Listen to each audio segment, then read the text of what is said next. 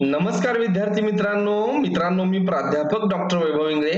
मित्रांनो LLB 3 इयरचं 2025 साठी admission portal आता ऍक्टिव्ह झालेला आहे, लाईव्ह झालेला आहे. त्यालाच आपण कॅप पोर्टल असं म्हणतो. कॅप म्हणजेच सेंट्रलाइज्ड ऍडमिशन प्रोसेस.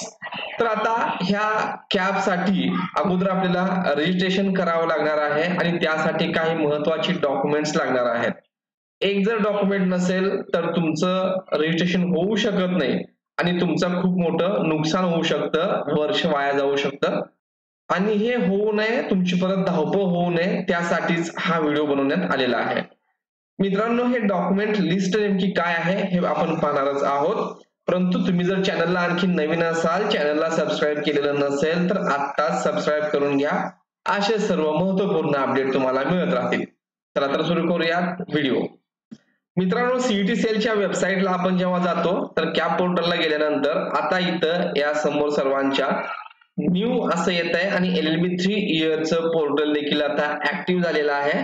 परंतु आणखीन इथं विद्यार्थ्यांचं रजिस्ट्रेशन सुरू झालेलं नाही. सध्या फक्त हे कॉलेज पुरतं मर्यादित आहे. लवकरच या ठिकाणी विद्यार्थ्यांचं रजिस्ट्रेशन होईल, पण त्यासाठी महत्त्वपूर्ण डॉक्युमेंट्स लागणार आहेत आणि त्याची लिस्ट या ठिकाणी आपल्याला मिळालेली आहे.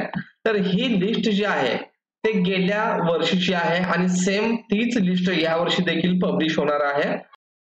तर पहिलंच आणि महत्त्वपूर्ण डॉक्युमेंट म्हणजेच आपला पासपोर्ट साईज कलर फोटोग्राफ, ज्याची साईज 20 KB ते 50 KB असणं आवश्यक आहे आणि ही फाईल JPG किंवा JPEG फॉर्मॅट मध्ये असायला पाहिजे. PNG वगैरे तुम्हाला चालणार नाही, PDF चालणार नाही. 50 KB पेक्षा जास्त असेल तर ते अपलोड होणार नाही. जर 50 KB पेक्षा तुम्ही स्कॅन केलेलं इमेजची साईज जास्त असेल तर तुम्ही लॅपटॉप वरती पेंट मध्ये जा आणि रिसाइज करून त्याला सेव्ह करा. जोपर्यंत 50 KB पर्यंत होत नाही त्याला रिसाइज तुम्ही करू शकता. दुसरं आहे तुमची सिग्नेचर. प्लेन पेपरवरती तुम्हाला सिग्नेचर करायची आहे, ब्लँक पेपरवरती ब्ल्यू पेननी, आणि त्याची देखील साईज ही 10 KB ते 20 KB. 10 KB पेक्षा कमी चालणार नाही आणि 20 KB पेक्षा जास्त चालणार नाही. त्याचं देखील साईज आपल्याला JPG आणि JPEG फॉर्मॅट मध्ये आवश्यक आहे. त्यानंतर तिसरं आहे पुढचे डॉक्युमेंट आहेत त्यांची साईज 500 KB पर्यंत असणार आहे, ज्याची मी तुम्हाला आता लिस्ट सांगणार आहे. इथं तुम्हाला 500 KB पर्यंत साईज चालू शकते. तर हे आपल्याला PDF फॉर्मॅट मध्ये PDF फॉर्मॅट मध्ये ते आपल्याला स्कॅन करून घ्यायचे आहेत. जर तुम्ही मोबाईल मध्ये स्कॅनरचा उपयोग करून किंवा फोटो काढून त्याचं PDF मध्ये कन्वर्ट केलं असेल तर ऑनलाईन PDF कॉम्प्रेसर मध्ये जाऊन त्याचा वापर करून 500 KB पर्यंत तुम्ही त्याची साईज रिड्यूस करू शकता. तर आता याच्यामध्ये काय आहे पहा. एक म्हणजे SSC मार्कशीट म्हणजेच 10वीचं marksheet. Candidates has passed SSC from CBSE, ICSE, IGCSE, IB board, etc.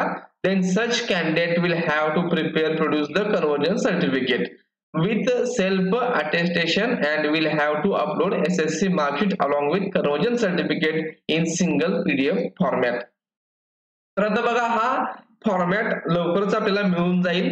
हा फॉर्मॅट कसा असतो, कन्वर्जन सर्टिफिकेट काय असतं याविषयी चॅनलला व्हिडिओ आहे, तर तो तुम्ही पाहू शकता. त्याची लिंक मी तुम्हाला वरती आय सेक्शन मध्ये आणि डिस्क्रिप्शन बॉक्स मध्ये दिलेली आहे. जे विद्यार्थी महाराष्ट्र बोर्डचे आहेत, ज्यांच्या मार्कशीट वरती 10वीच्या असेल 12वीच्या असेल मार्क्स आणि percentage total mark out of mark हे दिलेलं आहे, त्या विद्यार्थ्यांना कन्वर्जन सर्टिफिकेटची गरज नाही. पण जे विद्यार्थी CBSE, ICSE हे जे इथं पॅटर्न दिलेले आहेत त्यामधून जर 10वी झाला असेल तर त्यांच्या मार्कशीट वरती मार्क्स नसतात, ते ग्रेड असतात आणि ते ग्रेडचं आपल्याला मार्कांमध्ये कन्वर्जन करायचं आहे आणि ते आपण स्वतः करू शकतो. त्याचा फॉर्मॅट आपल्याला लवकरच वेबसाईटला भेटून जाईल. त्याचं फक्त आपल्याला त्या मार्कांमध्ये कन्वर्जन करायचं असतं आणि ते सर्व एका सिंगल PDF फाईल मध्ये म्हणजेच कन्वर्जन सर्टिफिकेट आणि त्याचबरोबर 10वीचं मार्कशीट त्यामध्ये टाकून एकच सिंगल PDF ज्याची साईज 500 KBच्या आत असणं आवश्यक आहे. दुसरं आहे HSC म्हणजेच 12वीचं मार्कशीट किंवा कोणी इक्विव्हॅलंट असेल इंजिनिअरिंग डिप्लोमा वगैरे, तर त्याचं देखील सेम फॉर्मॅट मध्ये PDF फॉर्मॅट मध्ये आपल्याला पाहिजे. जर तुमच्या मार्कशीट वरती मार्क्स असतील तर तुम्हाला कन्वर्जनची गरज नाही. पण ग्रेड मध्ये मार्क्स असतील तर मात्र त्या ग्रेडचं मार्कांमध्ये रूपांतर करून आपल्याला ते सिंगल फाईल मध्ये तो कन्व्हर्जनचा फॉर्मॅट, त्याच्यामध्ये तुम्हाला सही वगैरे केलेली तुमची आणि त्याच्याच खाली दुसऱ्या पेजवरती तुमचं मार्कशीट, असे दोन्ही पेज एकाच सिंगल पीडीएफ मध्ये, ज्याच्यामध्ये 2 पेजेस असतील, ते आपल्याला स्कॅन करून ठेवायचे आहेत 500 KB पेक्षा कमी साईज मध्ये. तिसरा आहे तो आपलं सर्वात महत्वाचं डिग्री मार्कशीट. विद्यार्थी मित्रांनो, तुमचा रिझल्ट आणखी लागला नसेल तर युनिव्हर्सिटीला तुमच्या कॉल करा. LLB चं ऍडमिशन आता सुरू होणार आहे आणि तुम्ही जर लवकर रिझल्ट लावला नाही तर आम्हाला LLB ला ऍडमिशन भेटू शकणार नाही. त्यामुळे लवकरात लवकर रिझल्ट लावून घ्या. असं सर्वांनी दबाव टाकला तर रिझल्ट लवकर लागेल. ज्या विद्यार्थ्यांचा रिझल्ट लागणार नाही त्यांना हे कॅपचं रजिस्ट्रेशन करता येणार नाही, हे मी आताच तुम्हाला सांगतोय.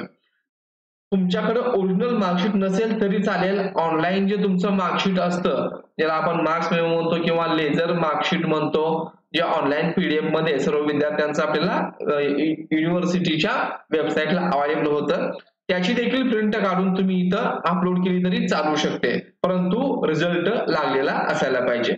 आता इथे जर पहा, तुमच्या डिग्री मार्कशीटचं देखील कन्व्हर्जन सर्टिफिकेट आवश्यक आहे.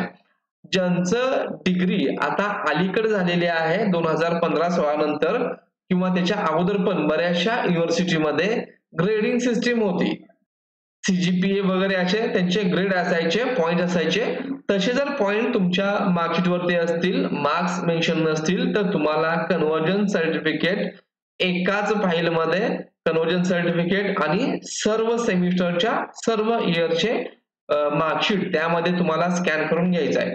फॉर एक्झाम्पल, तुमच्याकडं अॅन्युअल पॅटर्न तुमची एक्झाम होती, म्हणजे फर्स्ट इयरचं एक मार्कशीट आहे, सेकंड इयरचं मार्कशीट आहे आणि थर्ड इयरचं मार्कशीट आहे.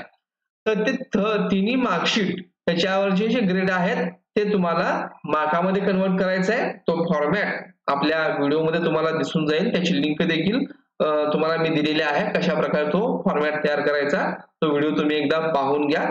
तर अशा प्रकारे हे आपल्याला करून घ्यायचं आहे. जर सेमिस्टर वाईज असेल तर सर्व सेमिस्टरचे तुम्हाला ते मार्कशीट अटॅच करावे लागतील. पण ज्या विद्यार्थ्यांच्या फायनल इयरच्या मार्कशीट वरती टोटल मार्क, ऑब्टेन्ड मार्क आणि पर्सेंटेज मेन्शन असेल तर त्यांना त्याच एकच सिंगल मार्कशीट दिलं तरी चालेल. ग्रेडचं देखील तसंच आहे.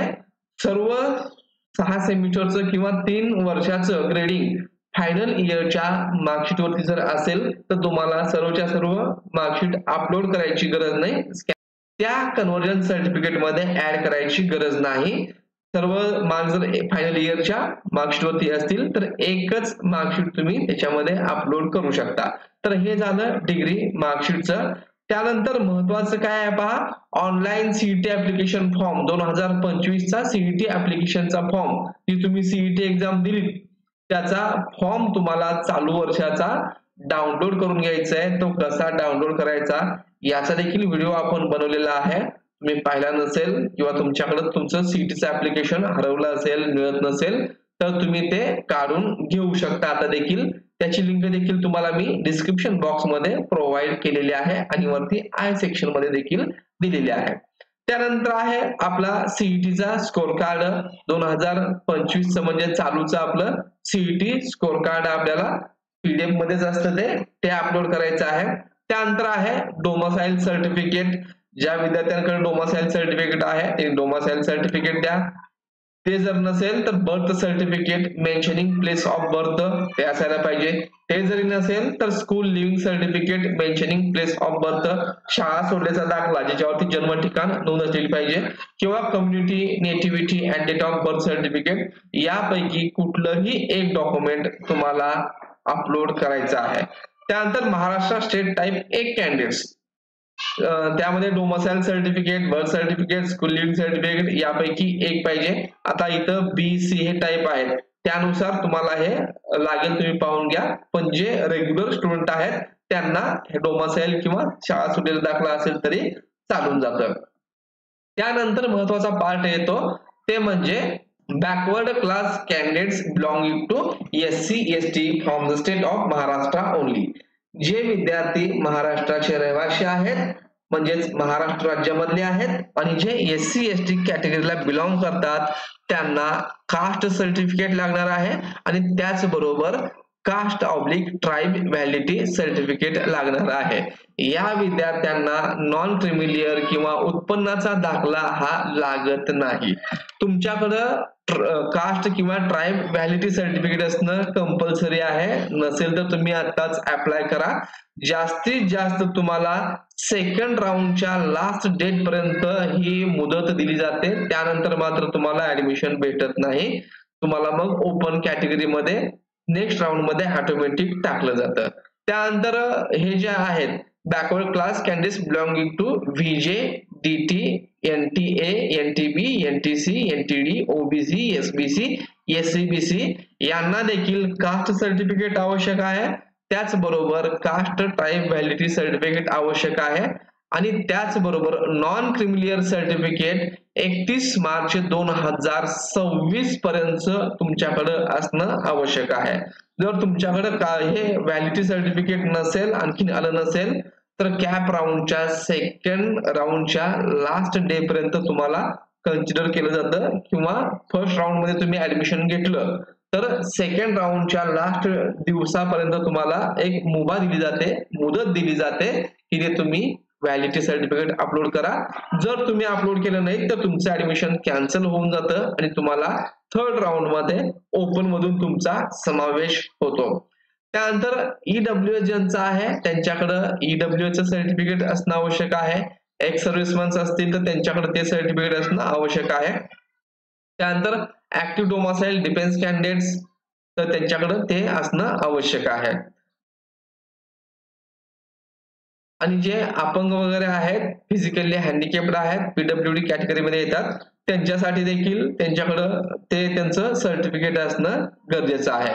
जम्मू काश्मीरच्या विद्यार्थ्यांसाठी हे आहे. मायनॉरिटी कॅन्डिडेट्स असतील तर domicile certificate of the candidate belonging to the state of Maharashtra आवश्यक आहे आणि declaration of the candidate for the respective linguistic religious minority community in proforma O. हा जो परफॉर्मा आहे तुम्हाला याच PDF फाईल मध्ये मिळून जातो किंवा leaving certificate having information pertaining to religion mother टंग.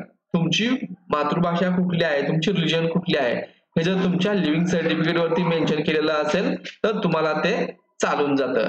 तर मित्रांनो हे ऑर्फन असतील तर त्यांना हे लागतं. अशा प्रकारे तुम्ही हे डॉक्युमेंट तयार ठेवा आणि याच्या खाली परफॉर्मा A, परफॉर्मा B वगैरे असे बरेचसे फॉर्मॅट आहेत.